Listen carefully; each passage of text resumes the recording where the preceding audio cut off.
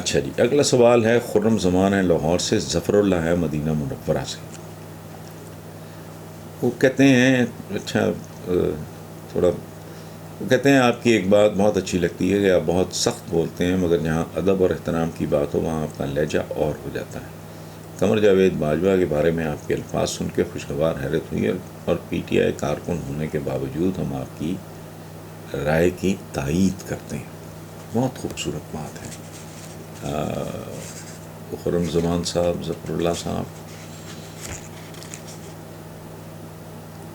غیر مشروط محبت صرف ہمارے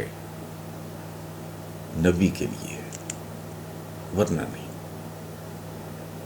غیر مشروط اطاعت صرف اپنے آقا کے لیے ہے، ورنہ نہیں۔ ہمیں زیب نہیں دیتا، تھوڑا میرٹ ہوتا ہے چیزوں کا۔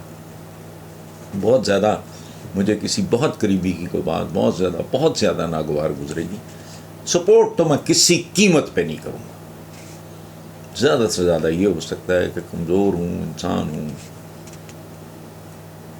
شرم و شرمی میں چپ رہ جاؤں، سپورٹ کرنے والی بات نہیں۔ تو یہ ہونا چاہیے، اور یہ سب کا سب کے بارے میں ہونا چاہیے۔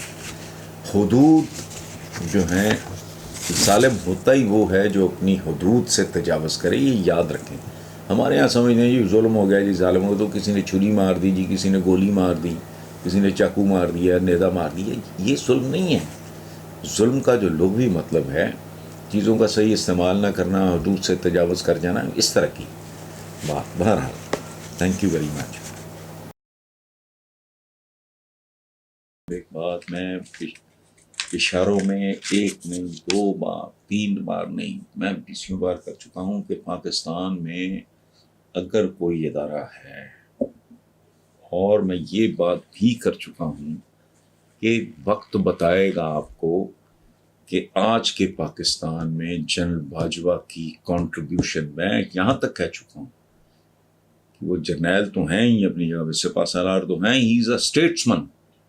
یہ یاد رکھیں آپ، وقت بتائے گا۔ اقتدار میں موجود آدمی کے بارے میں بات کرنا جو ہے نا، میرے چونکہ مزاج میں نہیں ہے، لیکن آپ نے بات کی ہے تو میں آپ کو بتا رہا ہوں۔